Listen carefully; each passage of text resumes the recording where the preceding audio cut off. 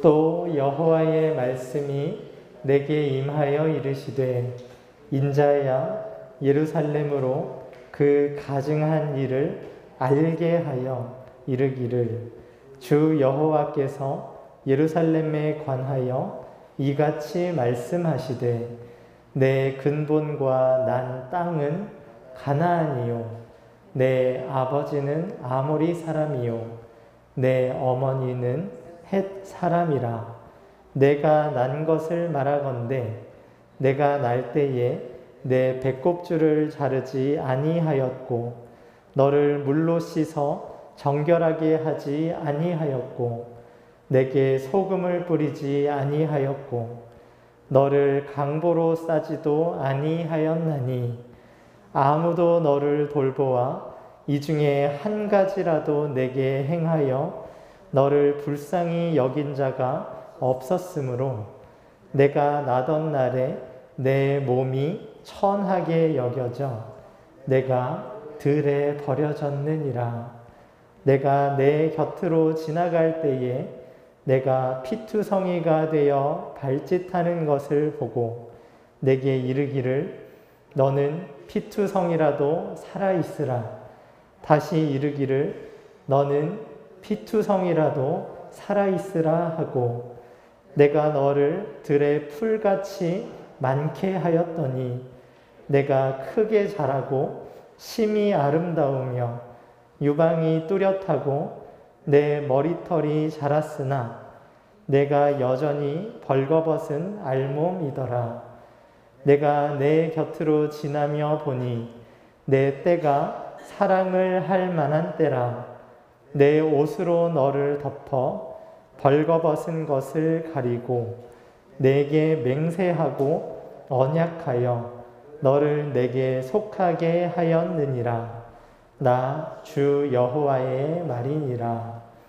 내가 물로 내 피를 씻어 없애고 내게 기름을 바르고 수놓은 옷을 입히고 물돼지 가죽신을 신기고 가는 대로 두르고 모시로 덧입히고 폐물을 채우고 팔고리를 손목에 끼우고 목걸이를 목에 걸고 코고리를 코에 달고 귀고리를 귀에 달고 화려한 왕관을 머리에 씌웠나니 이와 같이 내가 금, 은으로 장식하고 가는 배와 모시와 수 놓은 것을 입으며 또 고운 밀가루와 꿀과 기름을 먹음으로 극히 곱고 형통하여 왕후의 지위에 올랐느니라. 내 화려함으로 말미암아 내 명성이 이방인 중에 퍼졌음은 내가 내게 입힌 영화로 내 화려함이 온전함이라. 나 주 여호와의 말이니라. 아멘. 네, 오늘 말씀의 제목은 인생 역전입니다. 인생 역전. 태어나자마자 버려졌으나 한 남자의 헌신으로 왕후가 된 여자 이야기를 하나님께서 예루살렘을 염두에 두시고 들려주십니다. 이 이야기를 통해서 우리가 하나님께 어떤 은혜를 받은 자인가 하는 것을 돌아보기를 원합니다. 지난주 에스겔 15장에서 하나님은 예루살렘 주민을 불에 던질 땔감에 비유하셨습니다. 하나님은 예루살렘 주민을 아무 쓸모가 없어서 태워서 없애버릴 포도나무 가지와 같다라고 말씀하셨습니다.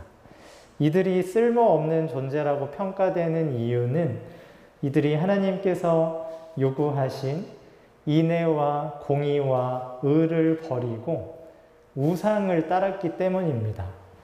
이들에 대해서 하나님은 불로 비유되는 재앙을 내리겠다라고 선언하십니다. 그래서 그 양쪽 끝과 가운데를 태워버리겠다. 그런데 그렇게 해서도 피해서 살아남은 불타버린 막대기와 같은 그들도 내가 다시 불에 던지겠다. 이렇게 말씀을 하셨습니다. 하나님은 범죄한 예루살렘 주민들이 존재의 가장 밑바닥까지 내려가게 만드십니다. 이는 하나님께서 그들을 미워하시기 때문이 아닙니다.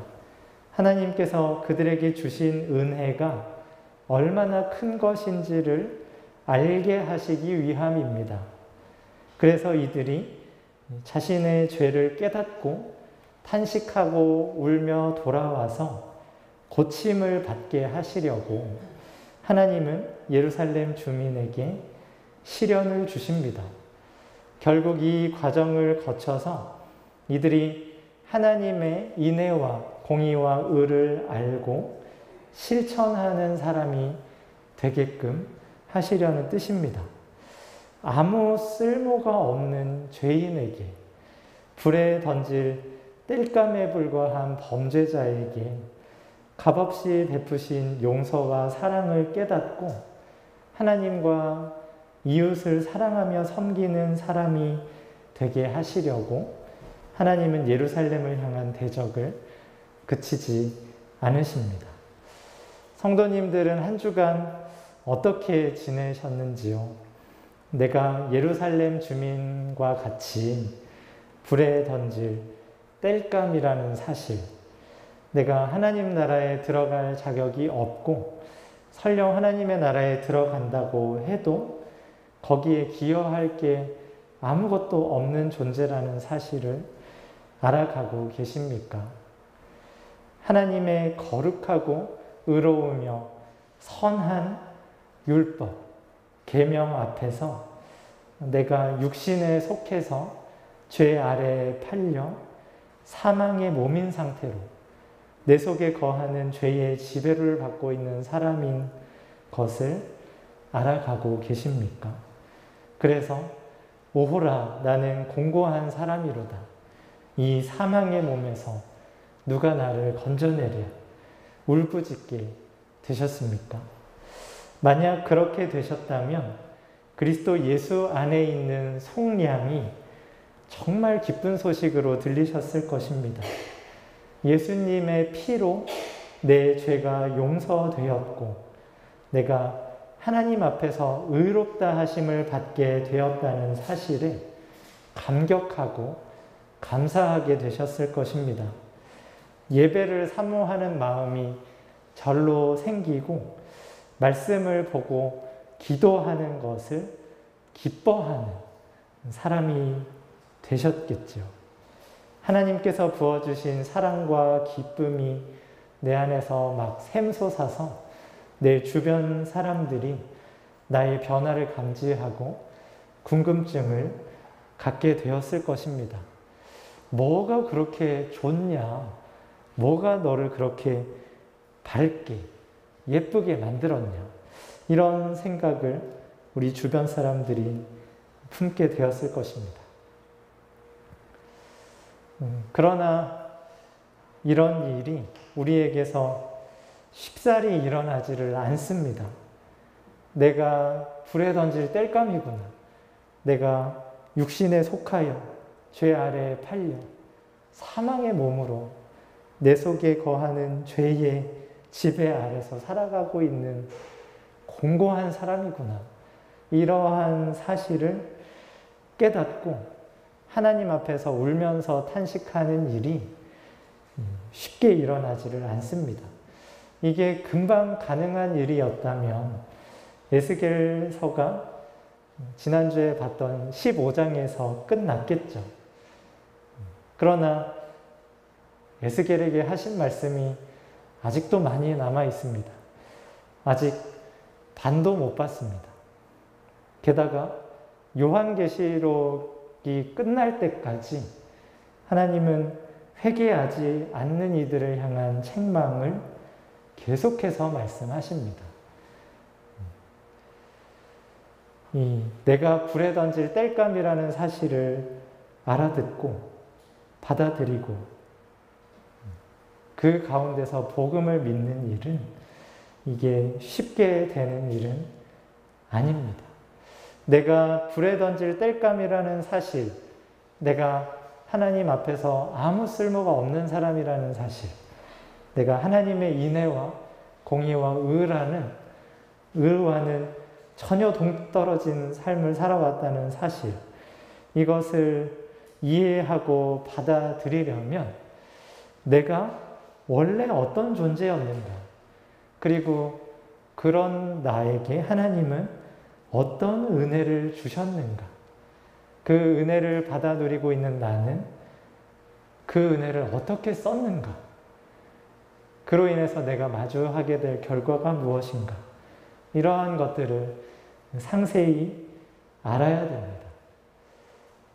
에스겔 16장은 예루살렘을 갓난아기 때 버려진 한 여자로 비유하여 하나님께서 예루살렘을 어떻게 가꾸어 오셨는지, 엄청난 은혜를 받은 예루살렘은 하나님께서 그에게 베푸신 은혜에 어떻게 반응했는지를 매우 생생하게 묘사합니다. 그리고 그에 대한 합당한 보응으로 하나님께서 심판을 선언하시는 것을 또한 묘사합니다. 그리고 마지막에는 회복의 약속의 말씀을 주시는데요. 오늘은 예루살렘의 원래 상태와 그가 어떤 은혜를 받았는지를 집중해서 살펴보고 이후의 부분은 다음 주부터 차례대로 해서 보도록 하겠습니다. 에스겔 16장 1절에서 3절 말씀에 하나님께서 에스겔을 통해서 이렇게 말씀하십니다. 또 여호와의 말씀이 내게 임하여 이르시되 인자야 예루살렘으로 그 가증한 일을 알게 하여 이르기를 주 여호와께서 예루살렘에 관하여 이같이 말씀하시되 내 근본과 난 땅은 가나안이요 내 아버지는 아모리 사람이요 내 어머니는 헷 사람이라. 이 63절까지 이르는 긴 이야기를 하시기에 앞서서 하나님께서 예루살렘에 대해서 규정하시는 일은 가증한 일입니다. 지금 하나님께서 하시려고 하는 이 말씀이 결국의 끝에 가서는 해피엔딩이지만 그 중간에는 매우 무시무시하고 끔찍한 이 청소년과 어린이들이 함께 듣는 시간에 다루기에 좀 조심스러운 그런 잔혹한 일들이 일어나는 것을 보게 됩니다. 예루살렘이 가증한 일을 저질렀다 하는 것을 하나님께서 알게 해라 라고 에스겔에게 말씀을 하십니다. 그러면서 하나님께서 예루살렘에 관하여 하시는 말씀은 내 근본과 난 땅이 가나안이다 라고 하시는 것이었습니다. 가나안, 이 가나안이라는 말이 젖과 꿀이 흐르는 땅, 약속의 땅이라서 좋은 의미도 있지만 그 원래 가나안 족속들, 그의 아버지와 어머니로 지목된 아모리 사람, 헷 사람, 이 가나안 족속들은 하나님 앞에서 아주 범죄했던 사람들입니다. 그래서 하나님께서 이스라엘 민족을 통해서 가나안 땅에서 진멸해 버리셨던 그야말로 죄인들 중에 죄인으로 여겨졌던 사람들인데요. 하나님께서 예루살렘의 근본이 가나안이다 라고 말씀을 하십니다. 그들의 근본이 가나안이고 너희의 아버지와 어머니가 아모리 사람과 헷 사람이다. 이 예루살렘을 향한 이 에스겔의 선포가 당시 예루살렘 사람들에게는 매우 충격으로 다가왔을 것입니다. 그들의 하나 남은 자존심이 있다면 그들은 자신들이 아브라함의 적통이다 하는 것을 늘 마음에 품고 있었거든. 하나님께서 아브라함에게 약속하셨던 그 복이 대대로 흘러와서 지금 우리에게 있다. 하나님께서 소유물로 삼으신, 보물로 삼으신 나라고 그의 거룩한 백성, 제사장 나라다. 우리는 하나님의 율법을 가졌고 그 율법을 지켜 전파할 의무를 가진 사람들. 우리에게는 다윗과 솔로몬이라는 훌륭한 왕이 있었고 우리의 통치를 온 민족이 받았던 적이 있었다. 이 이스라엘 사람들의 마음속에는 그러한 자부심, 자신들에 대한 긍정적인 자아상 이런 것들이 있었습니다. 물론 이것이 전혀 근거가 없는 것이었기는 했지만 이스라엘 사람들은 대대로 이러한 자부심을 가지고 살아왔는데 지금 하나님께서 너희는 가나안 출생이다. 너희의 아버지 어머니는 가나안 사람들이다 라고 말씀을 하세요. 하나님께서 진멸해 버리라고 하셨던 그 아모리 사람, 헷 사람들과 같은 사람들이 너희다 라고 하나님께서 선언을 하십니다. 그렇기 때문에 너희가 가증한 일을 행하는 거다. 이렇게 말씀을 하시죠. 하나님께서 아모리 사람, 헷 사람을 포함한 모든 가나안 족속을 그 땅에서 진멸해 버리라고 모세와 여호수아에게 명하셨습니다. 그러나 이스라엘 사람들은 하나님의 그 명령을 지킬 힘이 없었습니다. 그냥 아모리 사람, 헷 사람이랑 어울려서 살았어요. 그들을 쫓아내는 것도 피곤하고 그들이 가지고 있는 온갖 좋은 기술들, 그들의 노동력, 그들의 군사력 그런 것들을 자기 것으로 삼고자 하는 욕심들이 있었기 때문입니다. 그래서 이스라엘 사람들이 강성해졌을 때 가나안 족속을 그들의 노예로 부렸지 그들을 진멸하지 않았습니다. 그런데 그게 그들의 올무가 되었죠. 그들을 부리면서 노예로 삼으면서 그들의 삶의 방식을 곁에서 아주 자세히 보게 되었고 그들에게서 못된 것을 배워가기 시작한 것입니다. 그래서 그들의 아버지, 그들의 할아버지 아브라함과 이삭과 야곱이라는 그 위대한 뿌리들이 있었던 그 예루살렘이 너희의 아버지 어머니는 아모리 사람과 헷 사람이다 하는 충격적인 선언을 듣게 되는 것입니다. 우리가 원래 어떤 사람이었는가 하는 것을 기억하는 것은 우리에게 몹시 유익합니다. 개구리 올챙이적 생각 못하는 것이 큰 흠이 되는 것처럼 우리는 우리가 원래 어디에서 온 사람인가 하는 것을 늘 기억해야 됩니다. 에베소서 2장 1절에서 3절에 우리의 출생지가 어디인지를 사도 바울이 이렇게 설명합니다. 우리 에베소서 2장 1절에서 3절 말씀 함께 읽겠습니다. 시작. 그는 허물과 죄로 죽었던 너희를 살리셨도다.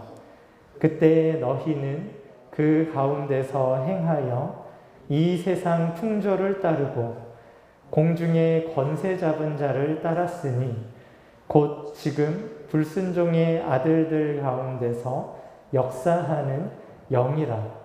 전에는 우리도 다 그 가운데서 우리 육체의 욕심을 따라 지내며 육체와 마음에 원하는 것을 하여 다른 이들과 같이 본질상 진노의 자녀이었더니. 하나님은 우리가 원래 진노의 자녀였다 하는 것을 밝히 말씀하십니다.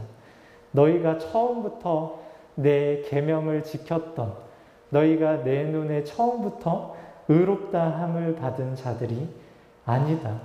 너희는 사탄을 따라다녔고 그 사탄과 함께 나를 대적했던 사람들이다. 너희의 허물과 죄로 내가 진노했고 너희가 그 진노로 인하여 멸망받을 수밖에 없는 자다 하는 것을 하나님께서 우리에게 말씀해 주십니다.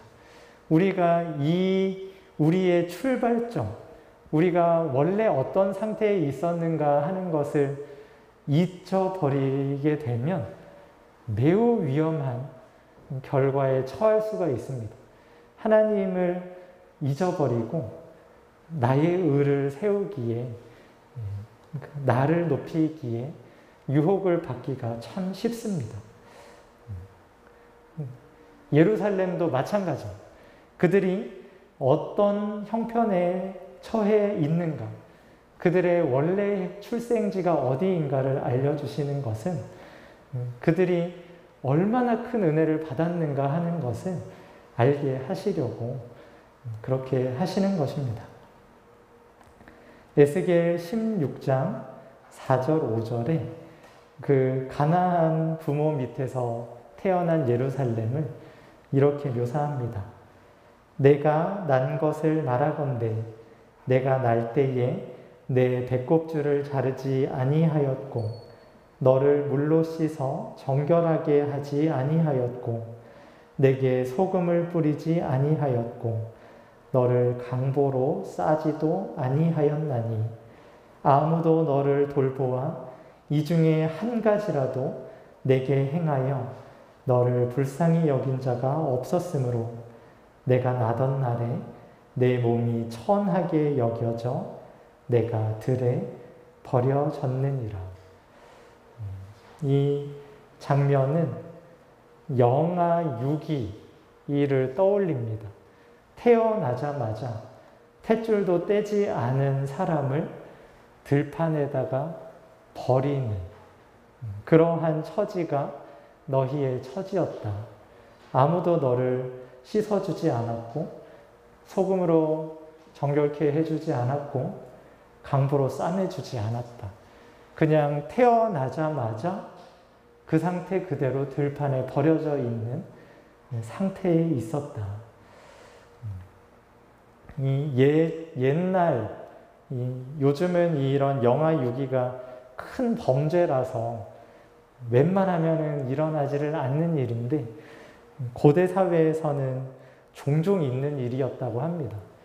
여자 혹은 기형아를 출산을 하면 이제 출산하고 나서 그 아이를 기를 자신이 없을 때 그냥 버리는 거죠.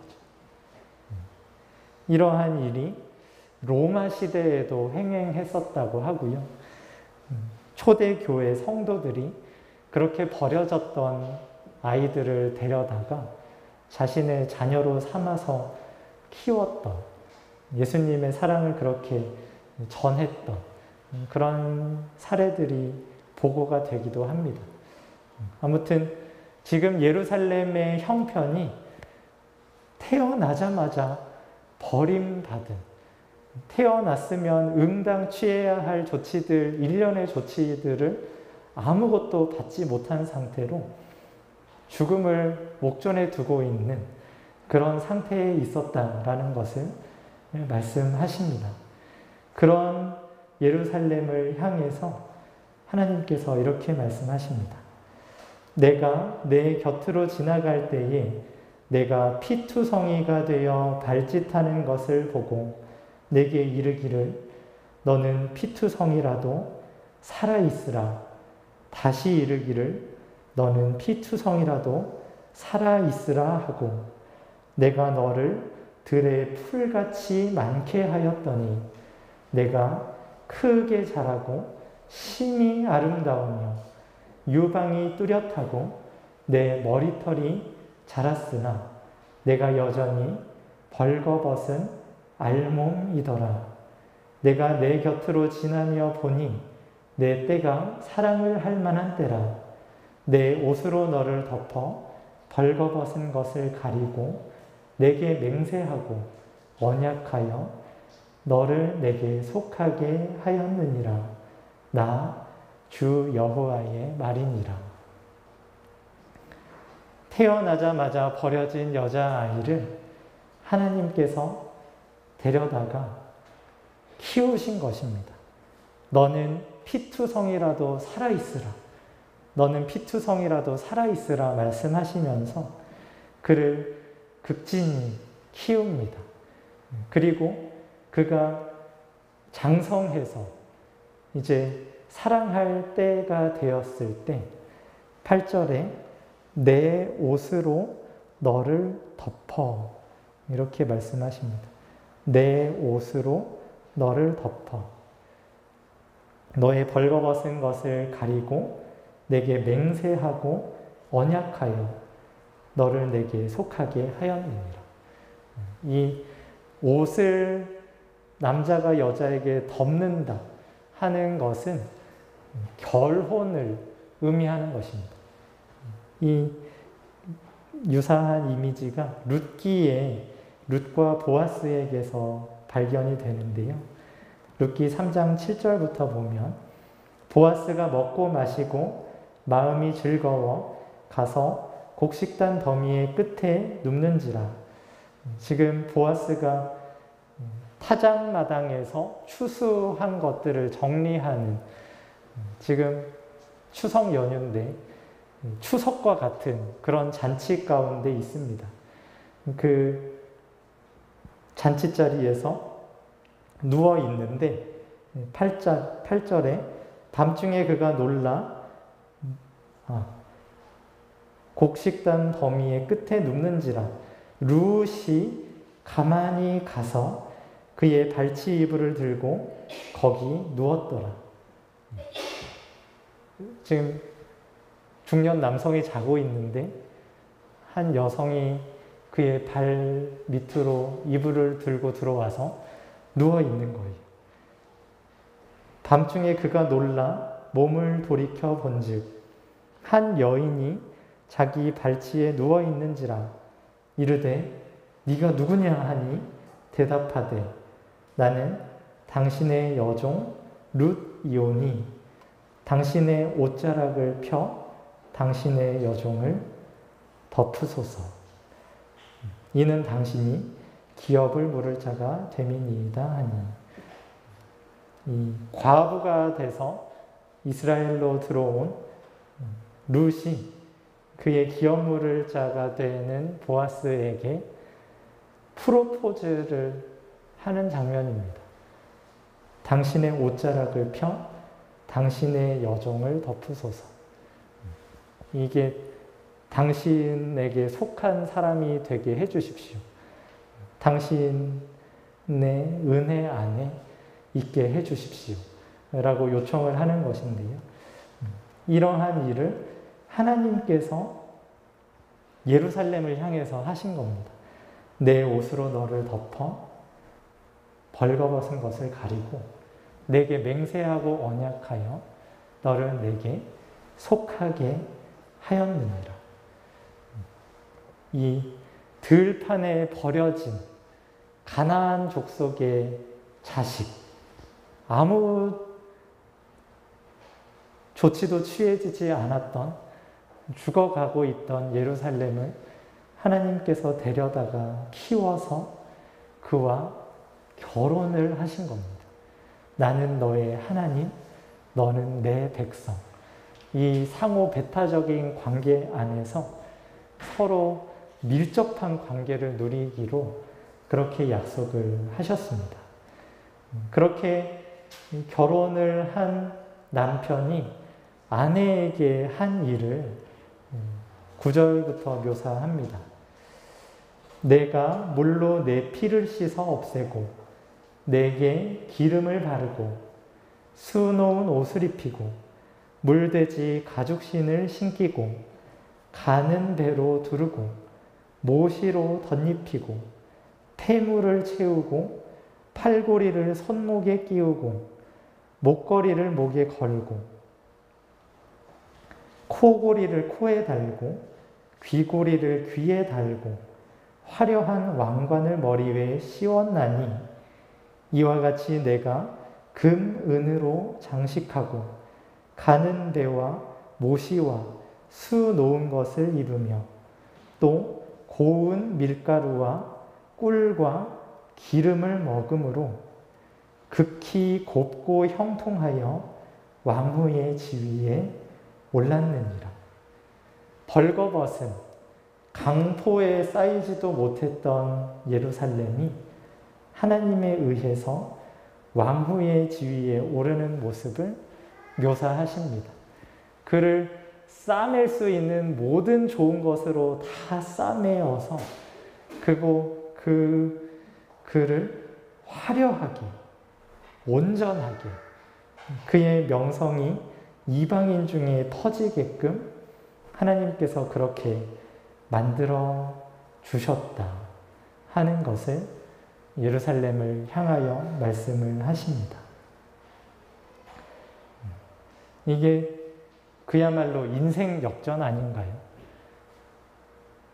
부모도 없이 들판에 버려졌던 한 여자아이가 어느 신실한 한 남자의 손에 의해 아름답게 길러져서 아름답게 옷 입혀지고 그의 영화로 온전해진 그러한 모습을 하나님께서 예루살렘을 향해서 선포하십니다.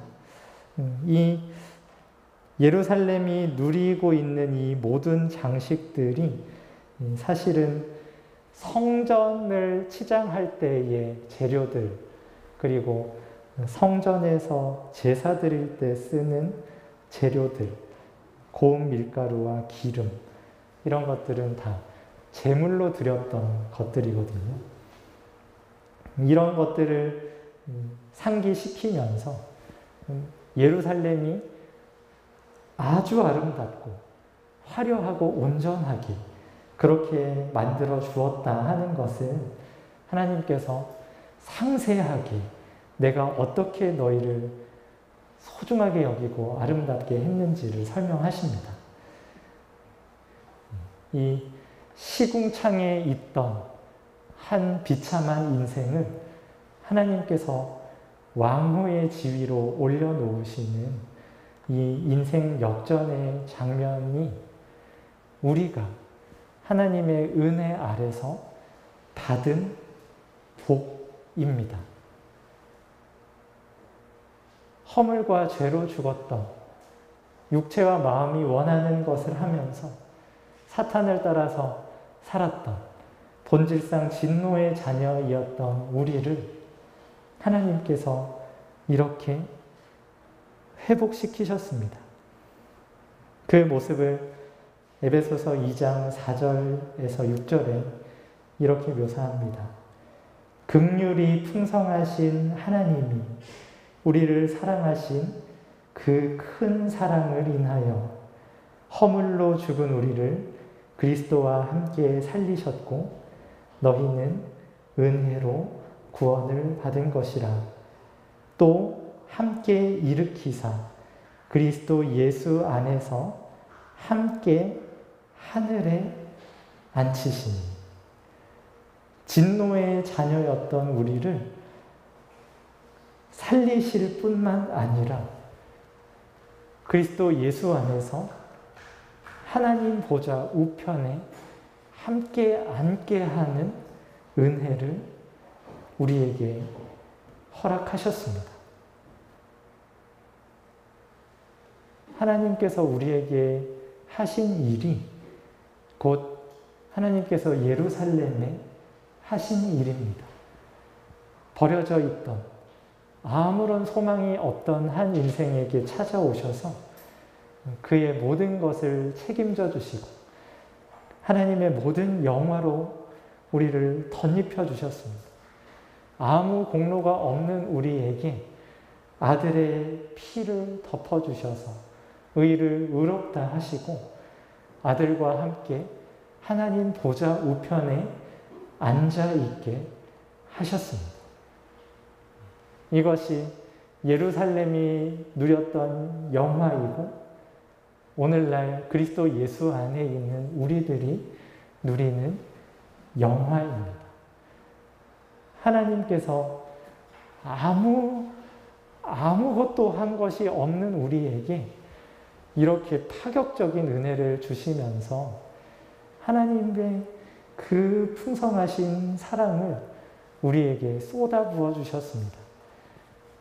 허물과 죄로 죽었던 하나님께서 우리를 찾아와서 일으켜 주시지 않았다면 우리의 탯줄을 자르고 우리를 씻고 우리에게 소금으로 문지르고 강보에 싸주지 않으셨다면 우리에게 고운 밀가루와 꿀과 기름으로 먹여주지 않으셨다면 그냥 영원한 죽음 가운데서 신음할 수밖에 없었던 영원히 꺼지지 않는 불에서 고통당할 수밖에 없었던 우리를 하나님께서 살려주셨습니다.